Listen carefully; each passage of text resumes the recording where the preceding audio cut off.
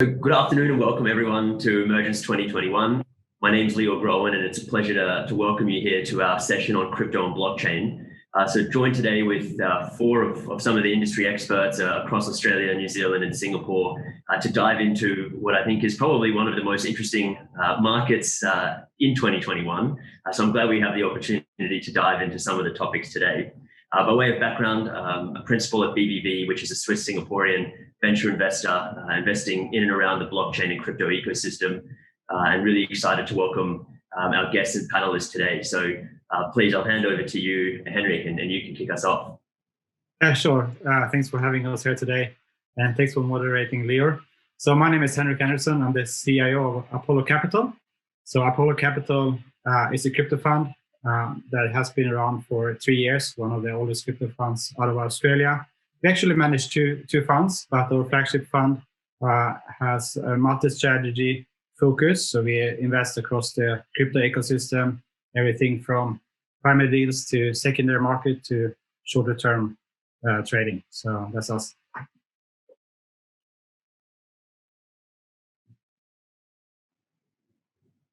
Fran. Oh, hi. Sorry, you want to go next? Hi, everyone. Thanks for having me. My name is Fran Strajnar. I'm the Executive Director and CEO of Techemy Group. We've been around since 2013. We started off by building an infrastructure business called Brave New Coin, which supplies data and indices to power a growing range of tradable products, ETPs, perpetual swaps, options, so on and so forth. We built out blockchain labs. We own New Zealand's largest crypto exchange, DassetX.com. We just launched a series of decentralized ETFs and managed funds on Techemy.Capital. We are unveiling and launching a New Zealand dollar stablecoin, which is built on the Center Circle code base. That'll be live in about a week after 11 months work. So yeah, we very much focus on infrastructure. Bit of fund management. Our DeFi fund was up for the calendar year 2020, 411%. And we're going to be opening up that to the public in about 2 weeks as well. So lots going on.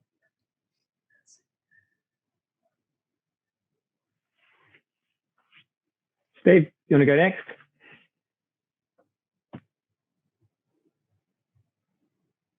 Go for it, Lee. Oh, okay. My name's Leigh Travers. I'm an executive director at DigitalX. I spent the first 7 years of my career in listed markets at a wealth manager, predominantly in small and mid caps, and the last 7 years in the Bitcoin and digital asset market. So since that time, DigitalX has run a major Bitcoin mining operation using geothermal energy over in Iceland. We've developed blockchain applications, including our remittance application, as well as the first application on the ASX's new blockchain technology, DAML. And we run 2 digital asset funds designed to allow investors to access the sector. We have a Bitcoin fund designed to provide investors with exposure to Bitcoin, track the price of Bitcoin. We hold physical Bitcoin for that product. And then we have a diversified basket of 10 leading digital assets, which includes Bitcoin. Recently, we've actually had a Bitcoin fund listed on a number of Australia's wealth management platforms, just to improve Australian investors' access and exposure to the space. Great. Hi, everybody. Steve Bellotti. Thanks for having us. Leeor, thanks for hosting. We created a company called TCM, Token Capital Management, back in 2016. We launched the funds in 2018. It's a global crypto long-only systematic offering, 3-year track record with external auditors, etc. So very similar to some of the other guys here on the Zoom. We've differentiated that institutional strategy from a wholesale strategy called digital native assets. So we've got a different offering and a different pricing, etc., but the same strategy. We also have an advisory business, and some of you along the way may have seen things like the Perth Mint Gold token. There's another one coming out in America called Homium, where we're tokenizing people's equity in their houses. We're working on another one around tenant improvements in New York City. So there's all kinds of things going on the advisory side as well as the asset management world, and I look forward to the discussion. Excellent. Thanks very much, Steve, and everyone for those backgrounds. And it seems like we have a very good range of topics here, from macro hedge funds to decentralized ETFs and even a New Zealand stablecoin. So a lot to talk about today, and keen to jump into it. I think we'd be rushing ahead of ourselves if we got into some of the more nitty-gritty details without first spending a bit of time on Bitcoin. So we've just crossed, or we've had all-time highs above 50K USD. I mean, Henrik, from your perspective, I mean, running the CIO of Apollo Capital, I mean, how do you see the outlook? What are the main momentum and reasons for this, and what are your 2 cents on the matter? Yeah, so, being around this space for some time, for years we were talking about institutions are coming to the space, right? And I think in the last 6 months or so, we have really started seeing macro hedge fund managers from the traditional space. We have seen investment banks putting out research reports on things like Bitcoin. We have seen one of the largest banks in Southeast Asia starting their own crypto exchange. And we are actually seeing corporates using Bitcoin as treasury assets, MicroStrategy, Square, and most recently Tesla. We are, in my view, in the beginning of that institutional adoption of crypto assets, and Bitcoin in particular, perhaps from that side. So I'm really excited about this market. We will continue to see a lot of volatility. No one can forecast kind of the short term, but I think the trend is pretty clear. Yeah, absolutely. And I mean, just from that perspective, Leigh, I guess you guys at DigitalX, are also running the mining operations. I mean, how have these all-time highs affected your business, and what are you seeing as the kind of next evolution here at this level? On the mining side, we ran that from 2014 to 2016. At the moment, from our Bitcoin exposure, it really is. We've actually got Bitcoin on our treasury, on our balance sheet. The first public company to do so. We've had that sitting there since 2017. And yeah, certainly pleasing to see. I think Henrik touched on probably 3 US public companies that have done so now. And 2 of those makes a lot of strategic sense. So if you look at Tesla, they're also going to be looking to adopt Bitcoin as a payment currency for vehicles. And certainly we've seen a lot of interest from Bitcoin holders in Teslas as well. So if it increases the price and also allows them to use it as more of a functional currency, I think that's significant benefits. Square is the other one in the US. It's a payments company and processes a significant amount of retail investors and getting them into the space. From our perspective, on the fund side of things, these sorts of movements are of high interest, I should say, to wealth managers, financial advisors in Australia when they're getting questions from their clients. We're not really going deep into what does Bitcoin do, how does it work, the mechanics, although we do have a CPD accredited presentation around that. It's really about comparing it to how it sits in a traditional portfolio, how it increases performance, reduces risk. What's happening in the US is probably 2 to 3 years ahead of Australia. That's quite typical of how Australian markets move. We're usually a relatively fast follower, and we know that there's nearly $1 trillion locked up in Australia's self-managed super fund industry as well, which has gatekeepers there. It has regulations that prevent investors jumping in too quickly until they've done their due diligence. And I think we're getting there. I think Australia over the next 1 to 2 years is really going to follow the path of what's happened in the US. We've seen Grayscale move from, I think the first year they raised 20 million. Now it's at 20 billion. So yeah, hopefully we see some similar things coming from the Australian marketplace to, try and keep up with that. Exactly. And I like the fact that you, as you mentioned, you're the first company, at least in Australia as well, to have a treasury in Bitcoin or crypto denominated assets. So we'd love to come back to that later on. But I think, some of the topics here that we really want to go into then is really around some of the projects and other alternative, let's say, coins and activities that gain momentum. And Fran, I mean, you mentioned a stellar result for your 2020 DeFi fund, so 411%. I mean, could you maybe just walk us through that? I mean, what is it? Explain to everyone what that's about, and I guess what's the next iteration on the horizon there? Yeah, sure. So, information is power essentially, and we have built exceptional relationships for a very long time. And, we spend at least 20% of our time just simply talking to the industry. And that allowed us to execute, exceptionally well last year. So we ran a private internal funds on the back of closing down our original fund. That was two-year ETH only fund. We accumulated, I think, a 400% return in ETH value, and we paid that out just before the ETH bull run really started to break out. So hopefully our LPs listened to us and actually held on to that from $400 to where it is now. We have been talking about DeFi before DeFi was a word, right? Way back in 2016, how programmable money will allow you to do things, and that will lead to the disruption of money markets first and foremost. And we're absolutely seeing that now. So just by simply gaining exposure to key projects such as Wi-Fi, Aave, all the big, what are now big cap coins. I mean, I structured and ran the Link ICO back in 2017. So that was a beautiful bump in the HODL 1 Limited Partners, which is the original fund.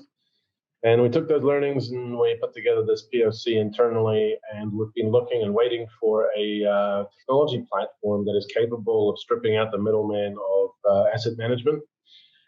We thought we found it with a product called TokenSet, but their product ended up being synthetic and not highly collateralized, plus it's pooled. So we're concerned about the SEC and what they're going to do. Instead, we switched to using Mzyme.finance, which is just rebranded from Melon. And they are just a beautiful asset management interface that allows users to quickly join into a particular fund or financial instrument, and for us to actively manage and basically replicate what we did last year through a actively managed targeting mid-cap DeFi assets that are clearly showing traction and disruption in terms of their on-chain transactions and revenues and all the rest. So yeah, that should be launching in a couple of weeks, and we focus more on products than attracting AUM. So we're going to push these out after our ETPs, and our ETPs are basically we figured out how to create decentralized ETFs. So a lot of people out there don't know what to buy. They just know that decentralized derivatives are going to be a thing, or decentralized exchanges and their tokens are going to be big. And look what's happened to BNB coin, So wouldn't it be great if you could just buy one asset that gives you exposure to up to 8 different projects, coins in that space? And then we tokenize that, and we call that the ETP, or exchange traded protocols, or exchange traded pools. And just with the nature of DeFi, it means that such financial instruments can actually be woven into the fabric of the internet. So we don't necessarily need to have Techemy.Capital as the only on-ramp. This will be made available, through an interface at OneEdge and through Trust Wallet and through, multiple ports of entry and on-ramps. So we're going to push these ETPs and a DeFi fund out into the wild, and just focus on the fundamentals of research and rebalancing and capturing opportunities at the optimum time. Yeah, and look, Fran, I mean, you touched on some good points there, especially what you've acknowledged with some of the risks around SEC and de facto regulations in the space, which I think is a really good topic and segment when we start looking at the types of products available to people, synthetic assets that are being created, collateralization levels, and what's going on there. I mean, Steve, I know you have quite extensive experience in this space and have been involved in a number of interesting and regulated products. I mean, what is your outlook on the market at the moment? What sort of projects and products are you seeing as the emerging kind of dominant players? Yeah, I think I just wanted to touch on what Fran said there. I think the big themes here are obviously Bitcoin's moved from a not very well understood tech to from a retail phobia to an institutional driven, reserve asset. It's on its way to becoming a reserve asset. It's only a few $1,000s away from being $1 trillion market cap. And I think for the big themes, most people are going to, that are still getting exposure, are going to try and understand Bitcoin first, et cetera. And along those lines, you've seen, the OCC, the Office of Controller and Currency, agree for federal banks like JP Morgan, et cetera, to be able to custody half a dozen types of crypto, etc. You've seen the SEC saying, look, let's just try and swim between the flags. There's always that little bit of FUD where people say that, a country's going to ban it. Well, countries can't ban it. They can ban themselves from using it or their citizens. And so I think it's really becoming in every part of every person's wallet over time. And then the stuff that Fran talks about, not only in terms of access to new products, but access to new ideas via, say, traditional ways, whether it's ETFs, whether it's the Australian Stock Exchange, strongly likely to list a Bitcoin ETF here in the next few months. Canada's talked about doing it. And so in many ways, they've beaten the US to the punch for whatever reason. And so I think three things have really changed, right? Obviously, the macro has changed and the printing presses are on, and we all understand that. But it's not at 2 or 3%, it's a 15% print. So that's a serious amount of debasement of currency. So you've got to look at hard assets. The second thing is this DeFi revolution, which I think is huge. And, Uniswap just went through $100 billion of notional turnover, and they're not that old, I think 4 or 5 months old. And then you look at, the hard forking of Bitcoin actually has stopped for the time being, and, they're stuck with the original versus the other ones. And then finally, this wall of money. So it all adds up, right? And I mean, the regulatory clarity is just getting stronger. And to Fran's point, the on and off ramps are just getting better and better and better. The infrastructure is being built and continues to be built. So what is today still a very small space in a $900 trillion world of real estate, commodities, equities, and bonds, we're at 1.5 trillion. I think we're going through stage 2, which is Bitcoin meets gold and passes gold. And then stage 3 is really Bitcoin becomes the reserve asset on the planet Earth. I don't know if that means 50 or $100 trillion of value, but it's a big number because it's the network, right? And as Mike Saylor talks about it, Facebook's the network of people, and money network is Bitcoin, and then Ethereum, the smart contract, the 2.0, the Web 3.0, it's all happening. And, it's still very, very early on the adoption curve. So, yeah, interesting and strong times. Absolutely. And I mean, Leigh, from your perspective, right, I mean, running a, let's say, ASX listed company, I mean, what have you seen from the public interest and moving out of the sort of institutional space and really into the retail space? What has been the sentiment from your perspective? And do you sort of echo Steve's outlook on where we're going with the market? I'm actually feeling a bit more bullish after Steve gave that outlook there. That was fantastic. From the retail base, I mean, yeah, DigitalX certainly has been used as a bit of a Bitcoin market proxy. I think we've got around 8,500 shareholders. So, what that average shareholding would be under $5,000. And so it's been great to really bring in, I guess, a lot of Australian traditional ASX investors into the space through having the DigitalX listing. We had a number of peers in the marketplace, when 2017, 2018 sort of run came through, and we're really the only one still standing on the ASX because of the strong requirements for being a listed entity and being involved in the Bitcoin and digital asset space. I think that's been a good thing, and we've certainly done the right thing from a corporate governance and compliance perspective as well, and really trying to bridge that gap now into the institutional marketplace, both from a shareholding point of view, given we're retail led at the moment, as well as the funds management side. I think some of the commentary around an ASX ETF or LIC or how that could potentially look is really interesting. That's another leg that would open up the marketplace for Australians, particularly from their more conservative investment vehicles. So certainly something that would be on our radar as well, given our position in the market. Really positive about the outlook for Bitcoin. Obviously, we've only sort of scratched the surface on some of the world's largest companies starting to buy.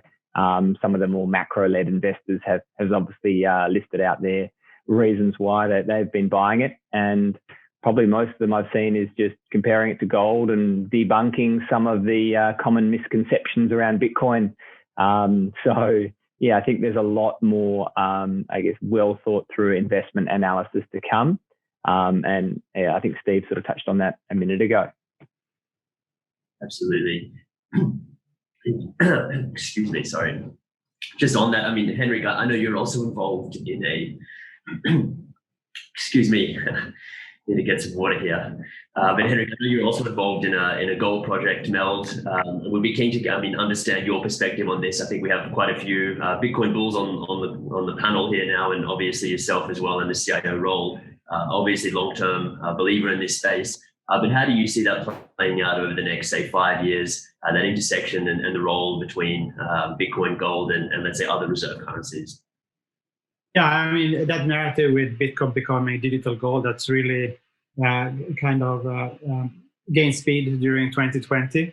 I think that's what we see in the market now. Like, people see that there's actually upside in holding Bitcoin. It's not just protecting against some negative scenario macro-wise, but you can actually own a growth asset with some properties that are similar to gold, right? So I think that narrative is just gaining in strength. And as Steve said before, like, the next phase would be to, reach the market cap of where gold is, and that would mean 500,000 for around 500,000 for a Bitcoin. So we still have ways to go to just reach kind of that market cap, if you like, of the gold above Earth. So I think, if you look at the properties of gold or Bitcoin rather, I think more and more people realize that those properties are actually stronger than gold's properties. Bitcoin hasn't been around that long, for only 11, 12 years or so. But definitely gaining momentum in that narrative. So I would expect, over the next 5-10 years that really more and more investors see Bitcoin as a real alternative to gold. But beyond that, right? Store of value, as you said, definitely picked up momentum as an argument for 2020, and I think all of us on this panel probably agree with the sentiment and what's happening there.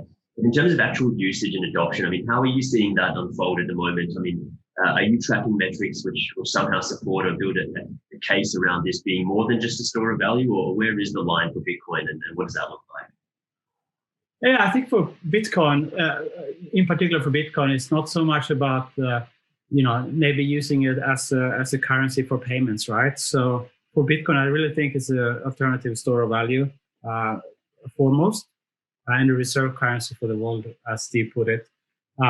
For other assets in the space, though, there are definitely use cases for payments. So when I talk about stablecoins, which have exploded in value during the last 12 months, I think they're around $30 billion now in stablecoins. I think that makes a lot of sense that companies like MasterCard, that perhaps some banks would start using the rails of crypto for more efficient payments, perhaps using stablecoins. And other assets in the area have different use cases. So when I spoke about DeFi, for example, that's more like a new financial infrastructure. So that's kind of building a new fundamental infrastructure that is different than the current rails in the financial system. Really. And before we go into DeFi, because I think we owe the audience at least a bit of attention diving into that topic. You mentioned obviously the stablecoin market and what's presenting there, and that obviously plays a role in DeFi and its current momentum. But Fran, when you introduced yourself, you talked a bit about the New Zealand dollar, NZD stablecoin. Would you be able to just give us some oversight and introduce us to what that project is and the initiative behind that? Yeah, it's called Techemy Mint, play on words. Built by Techemy. It is backed by a quite ultra high net worth individual that wanted to see this exist. 11 months ago, we struck a deal, and we spent a damn long time structuring it with Minter Allison and Rod Watson, working with Reserve Bank, DIA, FMA, everybody under the sun. Just had the bank accounts open today, actually. So we're going to be doing private placement and onboarding now. It's 100% collateralized, as we believe that's how stablecoins should act. We don't want any of the convoluted kind of is it backed, is it not, like what Tether experiences. we're using the center/circle code base, which is MIT open license, and allows for future collaboration and interoperability. The need for stablecoins is very obvious. Once you digitize a dollar, you can program a dollar, and that allows you to do things. So in the most layman's terms, your options, frankly, are to have money in your bank account, earning 0.5% interest, if you're lucky, or digitize that money and earn up to 17+% through various DeFi lending borrowing platforms. It's just an absolute no-brainer. And at the same time, if you look at the Gallup polls, or not the Gallup polls, various polls around, the trust in the media, the trust in the banking system, the trust in anything institutional, government, etc., is absolutely plummeting globally, right? We're seeing populist uprising everywhere. We're seeing a very geopolitical, turbulent environments. COVID, Forex wars. Basically, the world's going through a radical existential shift right now from a unipolar to a potentially multipolar order. And I'm sure you've all heard of the Great Reset and everything along that. So I'm absolutely not surprised of what's going on with crypto right now. I'd just like to quickly say my call is we're going to hit 65K, chill out for a bit, go sideways, maybe down, and then hit 100K by the end of this year. What's the significance of 65? Long-term bands in terms of the old famous rainbow log chart of overbought and overbought, oversold on the oldest known pitchfork from way back in 2012. So we sold our Bitcoin at 17.5, 18,000 in 2017 because it just broke outside those bands and it was too overbought. So we expect short-term 65, end of year 100K. That's within the bands. Anything above that is free alpha basically. But yeah, look, sorry, back to stablecoins. Once dollars are digitized, you can do things with them. So I would like to see a lot more national currencies with stablecoins that are liquid, that are 100% collateralized and they're audited. We're going to have one of the big four as an auditor on our project. And then it just opens up options. One day, very soon, we're going to have the ability where, I can catch up with, any of you and I can be like, hey, Leigh, here's that, boom, done. Here's that $300 I owe you for that thing last month or whatever, right? It'll just be instant peer-to-peer, and there'll be no gas fees because of layer 2 solutions that are already available today on multiple chains. So I think that starts to disrupt payments and starts to get into the sort of day-to-day usage because it becomes grammar-proof. It becomes so simple and within the UX and the UI that people are used to for all their other apps. It's a great time, and we're just rushing to get products out because the environment's perfect for it. I think one of the big opportunities there for DeFi, which you've touched on, Brandon, is really leveraging stable coins to earn yield, and they say interest-bearing assets. And I mean, Steve, maybe do you have some insight here, and how do you see the market opportunity and segment there? I mean, I think decentralized finance, which is a buzzword now, and decentralized exchanges a while back, has a long way to go, right? And I think there's something like $40 billion locked up today. And that one day there's going to be 400 billion, and one day there's going to be 4 trillion. And when things can be done with ease, and people are confident, and grandma can do it, then everyone will do it. So I do think programmable money is interesting, A, because you can get it into the hands of the unbanked or underbanked, and B, through the smart contract, you could do easy things like the person can spend the money at a grocery store, but the person can't spend the money at the casino. You can just program that so that it won't work at the casino. And I think that's really interesting from a societal and value-added benefit point of view. The other thing I would say is it's possible, given that the big shift, as I call it, where fixed income, for example, $130 trillion of government debt, 30+% of that is negative yielding nominally, and therefore negative yielding in real terms, and the inflation or debasement that's coming, a lot of that's got to find a way into some alternate assets, right? And obviously Bitcoin's one of the beneficiaries there. But you could actually have a two-tier system with smart money so that you pay the demographic that's old and retired, that owns all of these, what I call crap bonds, you pay them a higher level on their savings. Then if you're a young millennial, you'll get a lower level in your savings because you'll go out and take risk and you're in the workforce for longer, et cetera. So maybe for the first time through these CBDCs, et cetera, these central bank digital currencies, you could see a two-tiered interest rate system going on because of the technology. And the question you asked before, and I think all of us would agree, not only is there a crypto sort of revolution going on from a financial perspective, there is a tokenization revolution of everything coming along. And whether it's property, it's real assets, it's commodities, et cetera. You and I have had some exposure to that through a little company that we know of called Infinigold, which has now become Trovio. And, they're going to commoditize and tokenize a lot of things. And the chain allows you to do that, whichever blockchain you're using, et cetera, from a validation, verification, immutability, and liquidity point of view. So I see a world of 24/7 of real world assets versus the utilities that we're talking about today so far and in DeFi. And I think we're just beginning. So again, super bullish on the whole space.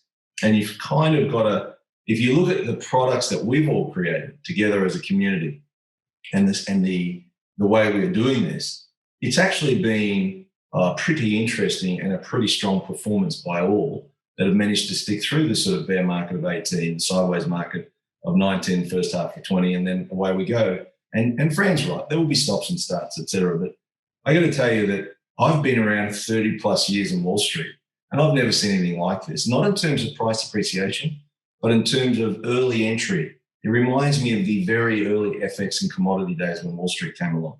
And it reminds me of emerging markets when that started out in the very early 90s, late 80s. So, it's game on, as they say. Yeah.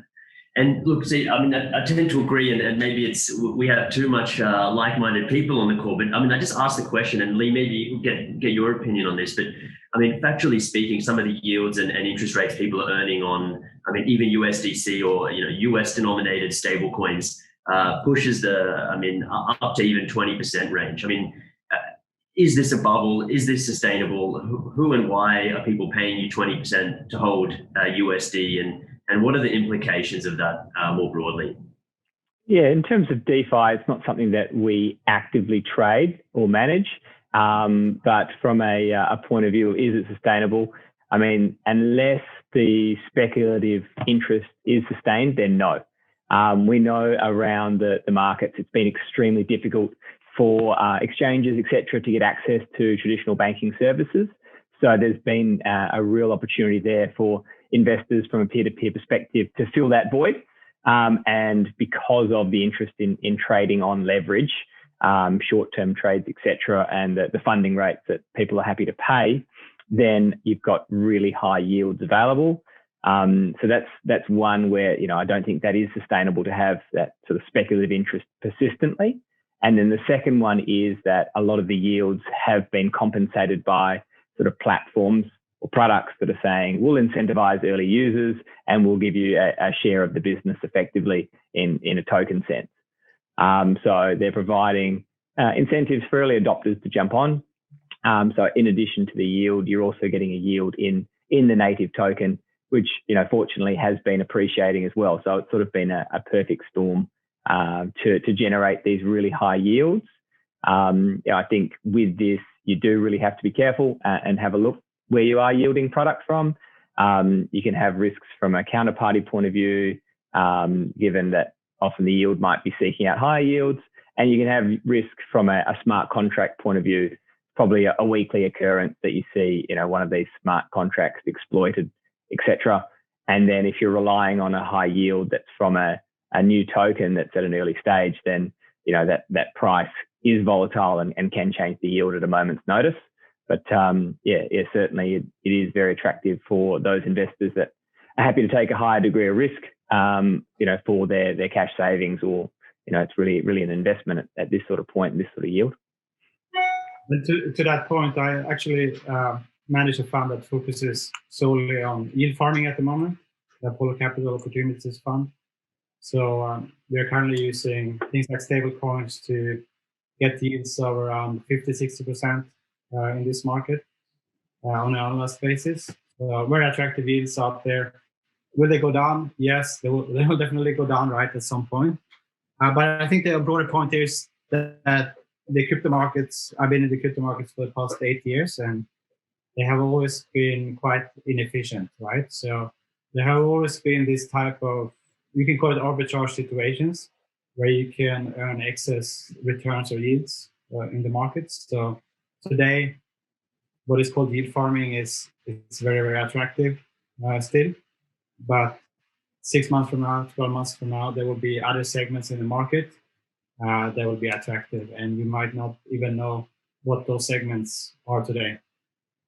Yeah, man. I mean, if you're not taking your dingleberries and wrapping it up in pancake swap to get LP tokens to then stake them into syrup pools and earning 2,500% APY, then what are you even doing?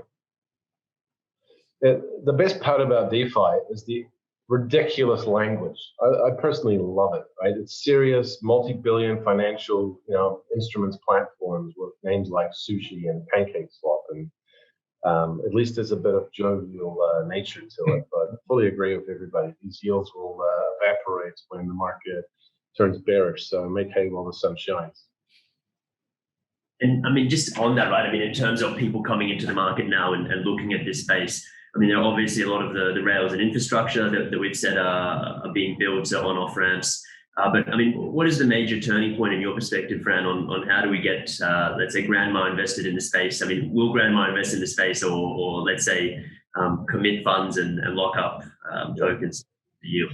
No, grandma might buy, some assets on whatever, say, Australia's equivalent is of sharesies for crypto, if one exists. She might, she might have a money manager that places products into any of your financial vehicles that are regulated and for the access points that you've created on those products. But ultimately, the everyday person will end up having crypto held inside their bank account. There'll probably be neobanks, new banks, as a generation unfolds, and we get smarter operators replacing these absolute dogs that are inefficient, such as ANZ, Westpac, and all the conventional banks. And with positive legislation, like we discussed earlier, allowing banks to actually custody crypto, that makes grandma being able to, move money from a checking account to a saving account at a touch of a button. She won't know that there's, a stable coin yielding some super low risk government approved pool of staking rewards for some government issued bonds. And we're also going to see a melding of, free market capitalism that is unstoppable crypto and central bank digital currencies. Stable coins kind of sit somewhere in between because they have to be highly regulated and compliant. So, that's something to be aware of as well. We're going to see this kind of branch out as we have, like mycelium, and popping up at different parts, but it's all part of the same thing. Digitization of value. And once value is digital, you can program it. It's just taken a damn long time for the infrastructure of this industry to mature to the point where we now have kind of almost grandma-proof applications. Absolutely. No, I think that's a very good summary from that perspective, Fran. And I think just to wrap up here the topic, I mean, I think we all agree that these are very interesting dynamics in the market. I mean, we've hit all-time highs. Bitcoin at a certain level, many of the altcoins also following suit. Certainly been an interesting space, and many of the, let's say, tier one initiatives globally really also coming to market. The ASX being one of them with their product we didn't get into today, but also regulations around the world really getting behind this and let's say credibility to the space. In terms of panelists today, I mean, if we just go through, maybe if you could share one final point. I mean, what are you most excited about? What do you want to see happen in 2021? And what's something that you can get behind and say, hey, we're really working towards and tangible outcomes for the next 6 to 12 months? Maybe Steve, we can kick off with you. Sure. What we've tried to do is, I mentioned this offline when we were waiting for a few of the other panel members to join, we created a separate branded wholesale strategy called Digital Native Assets.io so that we can give it basically initially to wholesale investors, for 10 grand a pop or more, whatever they want. And then, ultimately take it to retail, make it low enough fees that it's not punitive for people to safely and securely invest into, albeit centralized structures, but at least they're getting independent providers, auditors and administrators, custodians, etc., along with theoretically some good investment advice. So I think building out those products and allowing people to come in 2021 is a good idea. And I think just in general, it's still about the education. Right? I mean, we're still very early. We've got a long way to go. And I'm a lot older than most of you on this panel, so you'll be educating for longer than I will. But it's a very interesting space. It's hugely rewarding. And if we can expose more people to it, what I like about it most is we're not saying you should risk life and limb in this space, but the risk-reward asymmetry is in your favor hugely. So you just need a little bit of exposure. And, the age old is somewhere between 1% and 6%, whatever. And you dip your toe in the water through one of those vehicles that Fran's talked about or the others have mentioned. And I think you'll find it an incredibly rewarding journey. So I think 21, it's, as I say, it's game on. But I think one other difference, there's so much money now that wants to chase the space versus the first time around that I think the technical pullbacks will be shallower and less than they have been in the past. I could be wrong, but I just think there's too much money coming. No, I couldn't agree more, Stephen. I think that the big difference when we contrast the market today versus, let's say, the ICO boom in 2017 is just, if you look around the room in 2017, there was probably 5-10 institutional investors globally who were moving markets, so to speak. Nowadays, the number of crypto hedge funds and the size of those hedge funds and groups, and Henrik, you mentioned the AUM of Grayscale. These are numbers which are in a different caliber and league, and there is just that we've reached that inflection point where there are enough sophisticated investors with enough assets at their discretion to have serious interests in the price stability of this market as well. So I tend to agree with that assessment, Steve. And Henrik, how about yourself? What's on the outlook for 2021? Look, I'm excited about scaling the ecosystem, not just in terms of the number of people entering the space, corporations and institutions and retail, but also in terms of the technology itself. So you mentioned Mel Gold before. Mel Gold it's a tokenized gold project. It's built on Algorand, which works beautifully because Algorand scales. And I think those kind of scaling technologies are coming to Ethereum as well, which is the most used platform for decentralized finance applications at the moment. So I think 2021 will be the year we'll see, some applications moving to L2 solutions, which will enable scalability on Ethereum.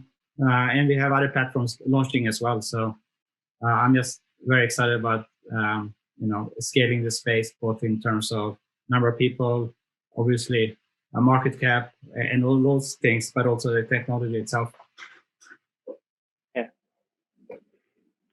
I'll go next. A few things I'm excited about this year is hopefully no one, particularly around our network, Australia, etc., experiencing a hack. I think the education that's in the market now is substantially better than it was previously.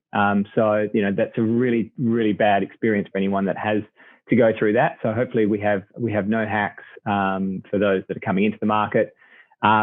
That the conversations we have with investors are more around dollar cost averaging.